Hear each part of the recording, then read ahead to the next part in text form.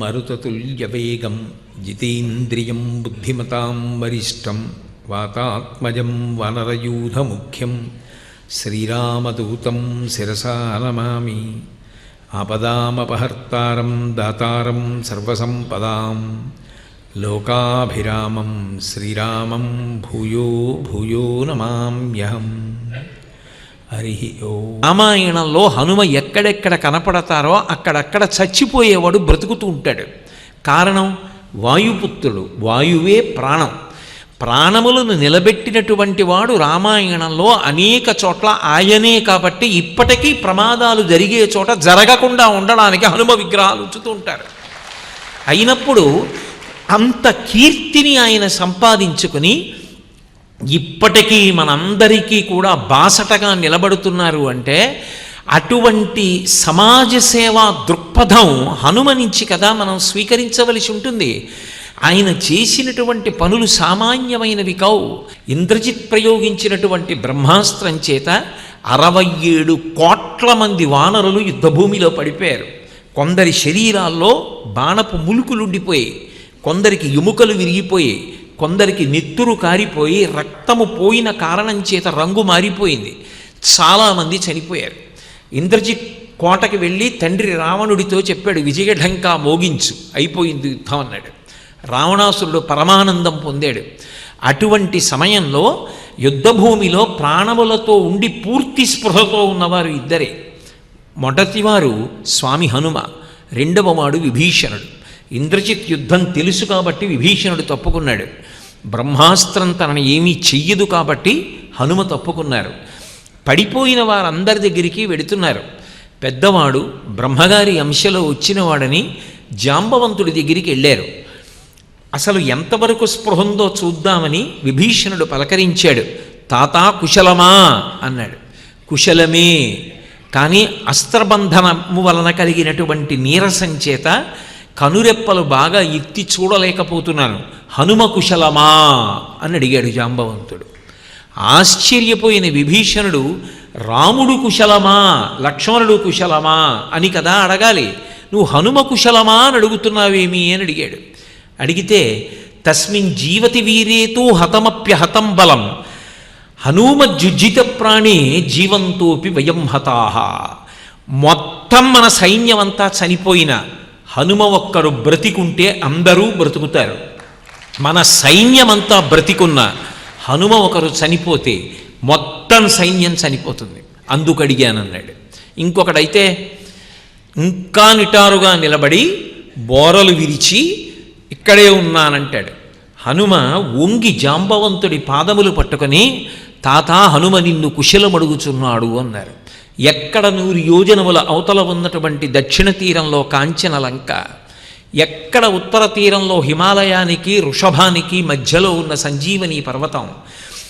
ఈ క్షణంలో ఇక్కడి నుంచి నువ్వు బయలుదేరి అక్కడికి వెళ్ళాలి. ఆ సంజీవని పర్వతాన్ని తీసుకురావాలి. ఎవరి కోసం తీసుకొచ్చారో వారికే పనిచేస్తుంది అది. అందుకే రాక్షసులు బ్రతకలేదు. అందులో 4 ఓషధులు ఉన్నాయి. మృత సంజీవని వలన చనిపోయిన వారు బ్రతుకుతారు. విశల్యకరణి, బాణపు ములుకులు జారి కింద పడిపోయి ఆరోగ్యం పొందుతారు. సువర్ణకరణి, రక్తం పోవడం వల్ల రంగు మారిపోయిన వాళ్ళకి మళ్ళీ రక్తం పట్టి జవసత్వాలతో తేజస్సుతో పైకి లేస్తారు. సంధానకరణి, విరిగిపోయిన ఎముకలు అంటుకుంటాయి. 4 ఓషధులతో ఉన్నటువంటి ఆ ఓషధీ పర్వతాన్ని తీసుకురమ్మన్నారు. మెరుపు మెరిసినట్టు ఉత్తర క్షణంలో వెళ్ళిపోయారంతే. ఆయన శరీరమునకున్న వేగము 67 కోట్ల మందిని బ్రతికించడానికి కారణమైంది.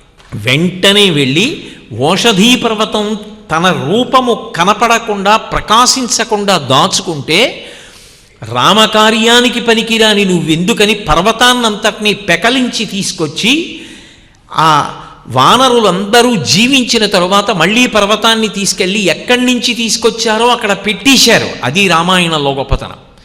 నాబోటిగాడు ఒక పంచ కట్టుకుంటే ఇంటికి వెళ్ళి విప్పి అలా పారేస్తాను, కానీ హనుమ అలా తెచ్చిన చోట వదలలేదు.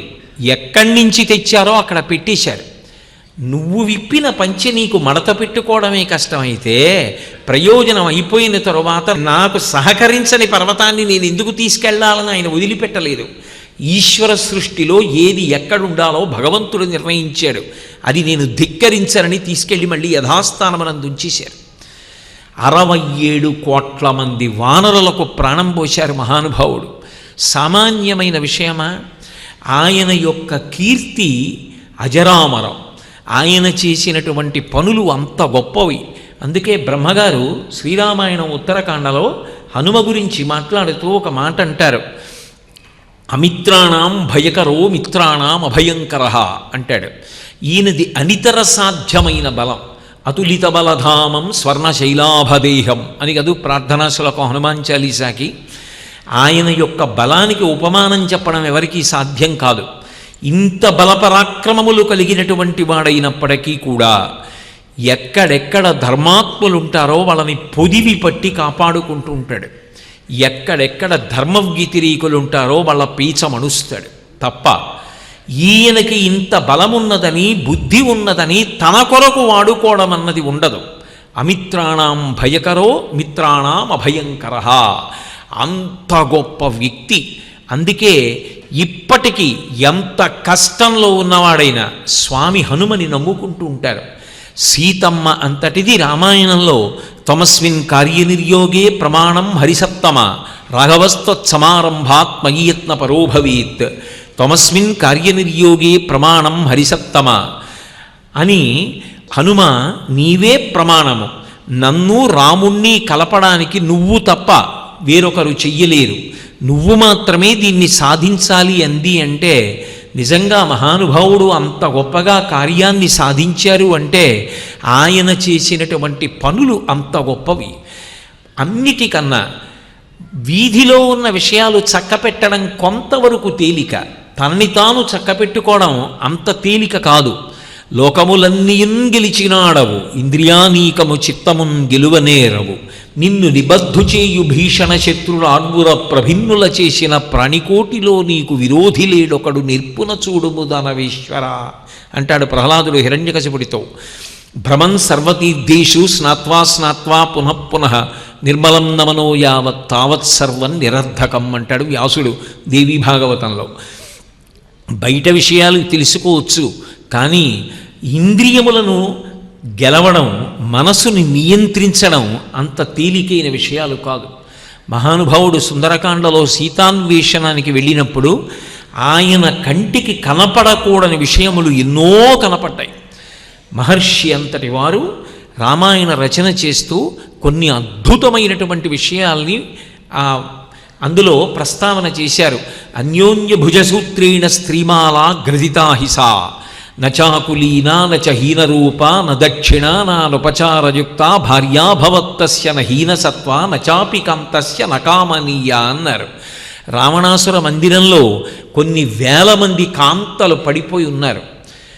ఎంత మర్యాదతో మహర్షి ప్రస్తావన చేశారంటే ఒకరి ఒంటి మీద ఉండవలసిన బట్ట వేరొకరి ఒంటి మీద ఉన్నది. చేతులు పూలమాల కట్టినట్టు, దండలు కట్టినట్టు ఒకరి చేతులు ఒకరు పట్టుకుని పడిపోయి ఉన్నారు. వారు సామాన్యులు కారు. నచాకులీనా నచ హీనరూప నదక్షిణ నానుపచారయుక్త భార్యాభవత్తస్య నహీనసత్వ నచాపి కాంతస్య నకామనీయ. వారు చాలా ఉన్నతమైనటువంటి వంశములలో జన్మించినటువంటి వారు. వారు సామాన్యమైనటువంటి సంస్కారవంతులు కారు, అత్యుత్తమ సంస్కారవంతులు. భర్తకి సేవ చేయడం తెలియనివారు కారు, రావణాసురుని యందు అనురక్తి లేనివారు కాదు. ఇంత గొప్ప కాంతలు అక్కడ అలా పడి ఉంటే సీతమ్మ కాదు, సీతమ్మ కాదు, సీతమ్మ కాదు అంటూ వెళ్ళిపోయారు తప్ప ఆయన బయటికి వెళ్ళిపోయి ఒక మాట అన్నారు. చతురంగుళ మాత్రోపి నావకాశస్య విద్యతే రావణాంతఃపురే తస్మిన్యంకపిర్న జగాయస అన్నారు. 4 అంగుళములు విడిచిపెట్టకుండా లంకాపట్టణం అంతా వెతికాను, నాకు సీతామాత దర్శనం అవ్వలేదు. ఓ, నా వల్ల పొరపాటు జరిగింది. రాత్రి నిద్రపోతున్న కాంతల్ని చూడకూడని స్థితిలో ఉండగా చూశాను, బహుశా నా పొరపాటు అయి ఉంటుందనుకున్నారు. వెంటనే అన్నారు, మనోహిహేతు సర్వేషాం ఇంద్రియాణం ప్రవర్తనే శుభాశుభాస్వవస్థాసు తచ్చమే సువ్యవస్థితం. మనసు అక్కడ నిలబడింది అనడానికి గుర్తు ఏమిటంటే ఇంద్రియం పనిచేసినప్పుడు అది మనసు గుర్తించి జ్ఞాపకం పెట్టుకుంటే మనసు అనురక్తమైందని గుర్తు. నేను ఇప్పుడు కొండ దిగి ప్రవచనానికి వస్తున్నప్పుడు మార్గమధ్యంలో ఎన్నో చూశాను. చూడడం నా కంటికి ధర్మం. కానీ నేను కిందకి దిగి వస్తున్నప్పుడు ఏవి నా మనసులో జ్ఞాపకం ఉన్నాయి, ఏది జ్ఞాపకం ఉండిపోయిందో దాని యందు నా మనసు అనురక్తమైందని గుర్తు. కొండ దిగి వచ్చేస్తున్నప్పుడు జింకల గుంపు ఒకటి నాకు బాగా గుర్తుండిపోయింది. ఎందుకంటే అనుకోకుండా రామాయణ ప్రస్తావన కథ చేస్తున్నాను. అందుకని ఆ జింక, సీతమ్మ, ఆ చుక్కల జింక, అప్పుడు బంగారు మృగం ఎంత గొప్పగా ఉండుండాలి, సీతమ్మ లేకపోతే ఎందుకు అనురక్త అయి ఉంటుంది, ఏదో మనసు దాని మీదకి వెళ్ళింది. అందుకని ఆ జింకలు ఒకటి నాకు బాగా గుర్తుండిపోయాయి. కన్ను ఎన్నో చూసింది, అవన్నీ గుర్తున్నాయా? ఉండవు. కానీ మనసు దేని యందు నిలబడిందో అది గుర్తుంటుంది. నేను రాత్రి ఎన్నో చూశాను సీతమ్మని అన్వేషిస్తూ. ఏదైనా నాకు జ్ఞాపకం ఉందా? నాకేమీ జ్ఞాపకం లేదు. ఏదీ జ్ఞాపకం లేదంటే నా మనసు నిలబడలేదు. నేను ఎందుకు చూశాను? ఆవు దూడ తప్పిపోతే ఆవుల మందలో వెతుకుతారు. కనపడకుండా పోయింది స్త్రీ కాబట్టి స్త్రీలలో వెతికాను తప్ప నా మనసు ఎవ్వరి యందు నిలబడలేదు. నేను దేనిని చూసిన దానిని జ్ఞాపకం ఉంచుకోవలసిన పరిస్థితిని కల్పించుకోలేదు. కాబట్టి నా యందు దోషము లేదన్నారు. తనని తాను పరిశీలించుకోవడం అన్నిటికన్నా గొప్ప విషయం. అటువంటి మహానుభావుడు అంత గొప్ప కీర్తివంతుడు కాగలిగాడు. మనిషి 10 మందికి ఉపకారము చెయ్యాలి, తనని తాను పరిశీలించుకుంటూ తాను పవిత్రంగా ఉన్నానా లేదా, లోపల తాను ఎంత పవిత్రంగా ఉంటున్నాను అన్న విషయాన్ని తనకు తాను పరిశీలించుకోవాలి. లోపల పవిత్రత లేకుండా తాను బయటికి ఎన్ని చేసినా అది పాడుపడిపోయిన గుడిలో కొట్టిన గంటలా ఉంటుంది. రామకృష్ణ పరమహంస అంటారు, ఎవరో పాడుపడిపోయిన గుడిలో ఓ పక్కకి ఉండిపోయిన గంటని కొట్టాడు. కొడితే ఆ కొండ కింద ఉన్న ఊళ్ళో వాళ్ళు అనుకున్నారు గుడినంతటినీ శుభ్రం చేశారులా ఉందని పరుగు పరుగున పైకి వెళ్ళారు. గుడి అలాగే ఉంది. ఎవరో ఆ గంట కిందకి దింపి గంట కొట్టాడు. ఆ వచ్చిన ఊళ్ళో వాళ్ళందరూ అన్నారు, బుద్ధిహీనుడా, గుడి శిథిలమైపోయింది, గుడి ఇప్పుడు ఎవ్వరూ ఆరాధనగా ఉపయోగించట్లేదు, ఎందుకు గంట కొట్టావు? గంట కొడితే గుడి బాగు చేశారనుకుని మేము వచ్చాం అని గంట కొట్టిన వాడిని నిందించి వెళ్ళిపోయారు. ఆరాధన లేని గుడిలో కొట్టిన గంట ఎలా ఉంటుందో, తనని తాను పరిశీలించుకోవడం చేత కాకుండా, తనని తాను పవిత్రంగా ఉంచుకోవడం చేత కాకుండా వీధిని చక్కబెట్టదాం అనుకోవడం కూడా అంతే ప్రమాదకరం. ముందు పాత్రత కలగాలి. పాత్ర శుద్ధి ఉంటే కదా అందులోకి పాయసం పోయడం. పాత్ర బాగుండనప్పుడు పాయసం ఎక్కడి నుంచి వస్తుంది? నేను మీతో మనవి చేశాను, కీర్తికి కారణం మొదట అంతఃకరణం శుద్ధి పొందాలి. అది శుద్ధి పొందాలి అంటే లోపలికి వెళ్ళేవన్నీ మంచి విషయములు లోపలికి వెడుతూ ఉండాలి. హనుమ ఇంద్రియ నిగ్రహంలో ఆయనకు ఆయనే సాటి, అనితర సాధ్యమైనటువంటి బ్రహ్మచర్యం. మహానుభావుడు, నిరంతర రామనామాసక్తుడు. అంతవరకు ఎందుకండి? శ్రీరామాయణంలో హనుమ యొక్క కీర్తి ప్రతిష్టలకు పరాకాష్ఠ ఒక్కటే. రామాయణంలో రామచంద్రమూర్తి వలన అందరూ ఉపకారమునో ప్రత్యుపకారమునో పొందుతారు. రాముడికి ఎవరైనా ఇంత ఉపకారం చేశారనుకోండి, రాముడు ఉంచుకోడు. మీరు రామాయణం బాగా చదివితే మీకు అర్థమవుతుంది. మీరందరూ పెద్దలు చదివిన వారి, నేను కాదంటలేదు. రామాయణంలో కాదు ఇప్పటికీ అది రామతత్వం అని చెప్తారు పెద్దలు. రామచంద్రమూర్తికి కించిత్ ఉపకారం చేస్తే పదే పదే పదే పదే స్మరిస్తాట. అంత ఉపకారం చేశాడే, అంత ఉపకారం చేశాడే అంటట. ఎలా? కావాలని చేసిన ఉపకారం కాదు. కథంచిదుపకారీణ కృతే నైకేన తుష్యతి నస్మరత్యపకారాణం శతమప్యాత్మవత్తయా అన్నారు అయోధ్యకాండలో ప్రజలు.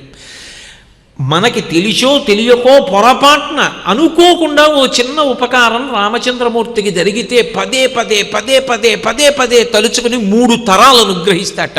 అందుకే ఇప్పటికీ పసిబిడ్డలకి శ్రీరామరక్ష అని నీళ్లు తిప్పుతారు. అటువంటి అనుగ్రహమూర్తి అయినటువంటి రాముడు ఎవరి దగ్గర బాకీ ఉంచుకోలేదు. అందరికీ ప్రత్యుపకారం 1,000,000 రెట్లు చేసేశాడు రామాయణంలో.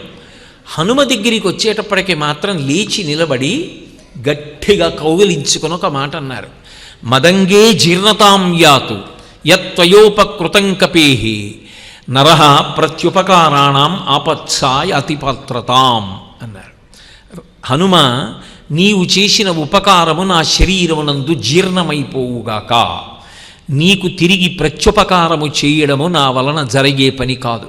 ఎందుకని అంటే నీకు ప్రత్యుపకారము చెయ్యాలి అంటే నీకు కూడా నాకు వచ్చిన ఆపద వంటిది వస్తే తప్ప నేను నీకు ఉపకారము చెయ్యలేను.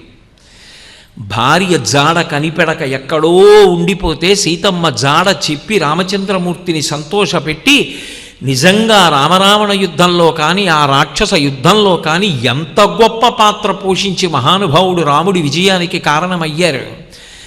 నీకు నేను ప్రత్యుపకారం చెయ్యాలంటే నీ భార్యని కూడా ఎవరో ఎత్తుకుపోవాలి, నేను వెతికి కనిపెట్టాలి.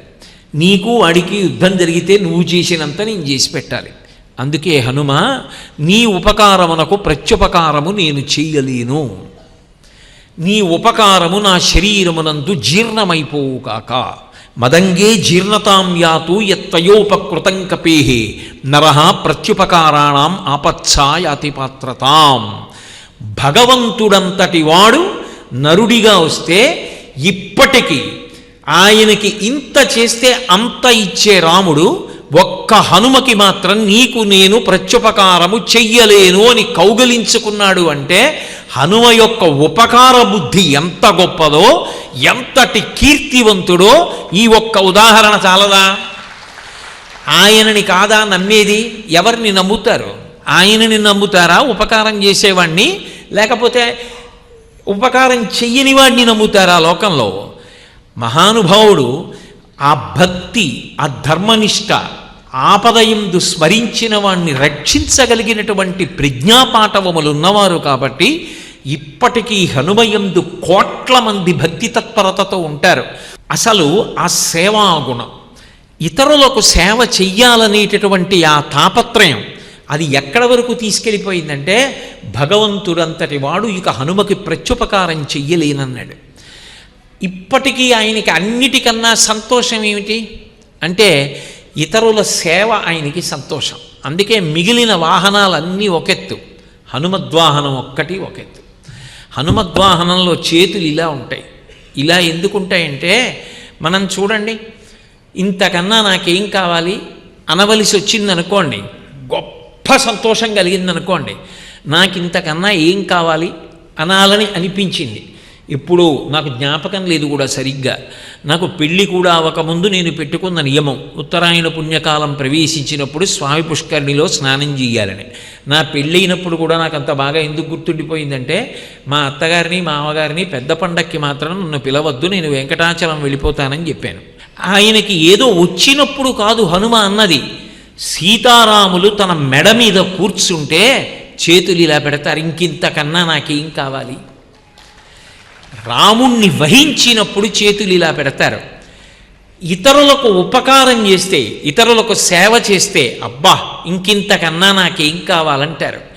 ఆ హనుమద్వాహనాన్ని చూస్తే మనం ప్రేరణ పొందాలి.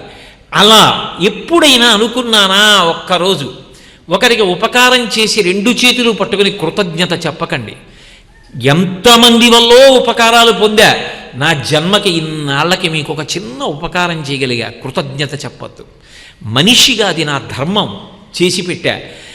నాకు మీకు ఉపకారం చేసే అవకాశం ఇచ్చిన భగవంతుడికి పుచ్చుకున్న మీకు నమస్కారం అని నిజంగా త్రికరణ శుద్ధిగా నమస్కారం చేసే అదృష్టం కలిగితే, అంత సంస్కారవంతంగా చేతులు జోడించగలిగితే ఎంత గొప్ప విశేషం. హనుమ జీవితం నుంచి, ఆయన కీర్తి నుండి, ఆయన సమాజ సేవ నుండి ఆ స్ఫూర్తిని పొందవద్దు. మీరు రామాయణంలో విశేషాలు కదండి చెప్పారంటారేమో, ఈ మధ్య కాలంలోది కాదు.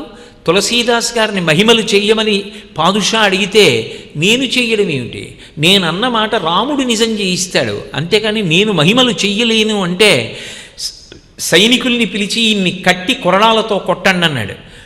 సైనికులు వచ్చి తులసీదాస్ గారిని కొట్టడానికి కొరడాలు ఎత్తితే ఒక్క హనుమ అనేక రూపాలతో కోటలోకి వచ్చి ఎన్ని వానరములో లోపలికి వచ్చేసి ప్రతి సైనికుడి చేతిలో ఉన్న కొరడాని అడ్డంగా గట్టిగా చేత్తో పట్టుకున్నాయి. పట్టుకుంటే పాదుషా అంతటి వాడు భయపడిపోయి సింహాసనంలోంచి లేచి వచ్చి తులసీదాస్ గారి పాదాల మీద పడి ఈ వానరములన్నీ కూడా కోపం తగ్గించుకుని వెళ్ళిపోయేటట్టుగా అనుగ్రహించండి అంటే అప్పుడు చేశారు తులసీదాస్ గారు హనుమాన్ చాలీసా. తులసీదాస్ గారిని కాపాడలా? ఎంతమందిని కాపాడాడు మహానుభావుడు. రామచంద్రమూర్తి దర్శనం తులసీదాస్ గారికి చేయించింది హనుమ కాదు? కాబట్టి ఆయన సమాజమునకు చేసేటటువంటి ఉపకారం, ఇంకొకడికి ఉపకారం చేసి తాను సంతోషపడిపోవడం, ఇంకొకడికి చెప్పడం కాదు, అబ్బా ఒక ఉపకారం చెయ్యగలిగాను చాలు అని ఆనందపడిపోయేటటువంటి లక్షణం సమాజము హనుమ నుండి స్వీకరించాలి, హనుమ ద్వాహనము నుండి స్వీకరించాలి. బుద్ధిర్బలం యశో ధైర్యం, ఆయన ధైర్యము లాంటి ధైర్యం లోకంలో ఎక్కడా ఉండదు. ధైర్యం అనేటటువంటిది రెండు రకాలుగా ఉంటుంది. ఒకటి మనసుకి సంబంధించిన ధైర్యం, రెండవది శరీరములకు సంబంధించినటువంటి ధైర్యం. కొంతమందికి శరీరము బలంగా ఉంటుంది, శరీరము శక్తివంతంగా ఉంటుంది, కానీ మనసు పిరికితనంతో ఉంటుంది. ఏమంటే సాయంకాలం 7 గంటలకు ఒక్కసారి అలా వెడదాం ఏమిటి, ఇవాళ ఊరిరిగింపు వస్తుంది స్వామివారి వాహనం అన్నారనుకోండి, అబ్బో ఏం పెడతామండి, ఆ ఇరుకులు నిలబడితే అందులోంచి ఎవరో 2 చక్రాల వాహనం వాళ్ళు వచ్చేస్తారు, ఎవరో గుద్దారంటే కింద పడిపోతే ఇప్పుడు ఈ వయసులో లేనిపోని గొడవ ఏ ఎముకో విరిగిందంటే వద్దులిద్దరు ఈ లోపల నుంచి మేడెక్కి చూద్దాం కావాలంటే అంటాడు. ఆ మేడ కూడా ఎక్కుతాడని నేను అనుకోను, దిగేటప్పుడు మెట్లు జారితే అంటాడు. మనసు బలహీనత, అన్ని విషయాల్లోనూ శంక, అందుకని ముందుకి రాలేడు. శరీరమా మంచి బలంగా ఉంది, ఏం ప్రయోజనం, అతి పిరికితనం, కాబట్టి ఏమీ చెయ్యలేడు. కొంతమందికి విశేషమైనటువంటి మనోబలం ఉంటుంది, శరీరము సహకరించదు. పాపం ఆయన ఏదైనా చేద్దాము అంటే ఆయన శరీరము అంత స్వస్థతతో ఉండదు. దానివలన ఆయన మనసులో ఉన్న ఉత్సాహానికి తగిన రీతిలో కార్యాన్ని సాధించలేడు. ఈ రెండిటిలోనూ ఇబ్బందులు ఉంటాయి. హనుమ విషయంలో గొప్పతనం ఏమిటంటే ఆయన మనసు అంత శక్తివంతం, శరీరము అంత శక్తివంతం, వజ్రకాయం. మనసు పిరికితనమన్న మాట ఆయన జీవితంలో లేదు. వాల్మీకి మహర్షి మొదటి శ్లోకంలోనే సుందరకాండలో కితాబ్ ఇచ్చారు. తతో రావణనీతాయా సీతాయా శత్రుకర్షణ ఈయేష పథమన్వేష్టం చారణా చరితేపథి అన్నారు. ఈయేష అసలు సంకల్పమే చెయ్యం. ఈ పని చేస్తారా అంటే అయ్యి బాబోయ్ మన వల్ల ఎక్కడవుతుందండి, ఇన్ని అవుతాయంటారా, ఎలా సాధ్యం అవుతుందండి. కొండ ఎక్కుతారా నడిచి, అయ్యి బాబోయ్ కొండ నడిచా, ఎందుకండి కారులో వెళ్ళిపోతే అయిపోదండి. ఆ ప్రకృతిని ఆస్వాదిస్తూ ఆ కొండ ఎక్కితే వచ్చేసారి వచ్చినప్పుడు ఎక్కేటట్టుగా ఈశ్వరుడు అనుగ్రహించాలని కోరుకుందాలండి, మళ్ళీ వచ్చేసారంటే మొక్కు అవుతుందేమో అంటాడు. కానీ హనుమ విషయంలో అలా కాదు. ఆయనలో గొప్పతనం ఏమిటంటే ఏదైనా పని చేసేటప్పుడు ముందు మనస్సుతో వెడతారు ఆయన. అది చాలా అవసరం. ఎవడు మనస్సుతో వెడతాడో వాడు మర్చిపోయాను అన్న మాట అనడం. ఎక్కడికైనా బయలుదేరేటప్పుడు మానసికంగా ముందు వెళ్ళారనుకోండి, నేను తిరుపతి వెడుతున్నాను, తిరుపతి నేను 2 రోజులు ఉండాలి, నాకు ఎన్ని పంచెలు అవసరం అవుతాయి, నేను ఏమేమి పట్టుకెళ్ళాలి, తిరుపతిలో నేను పొద్దున్న నిద్రలేచిన దగ్గర నుంచి నాకు ఏం అవసరం అవుతాయని మానసికంగా ముందు ఒక ఊహ చేశాను అనుకోండి, నాకు కావలసినవన్నీ రాసుకుంటూ నేను అవన్నీ పెట్టుకుంటే ఇక్కడికి వచ్చాక నా యాత్ర సాఫీగా అయిపోతుంది. లేదనుకోండి, ఏదో అవసరమైన వస్తువు ఏది ఉంటుందో దాన్నే మర్చిపోతాను. ముందు మనస్సుతో వెడతారు. హనుమ యొక్క గొప్పతనం అక్కడ ఉంటుంది.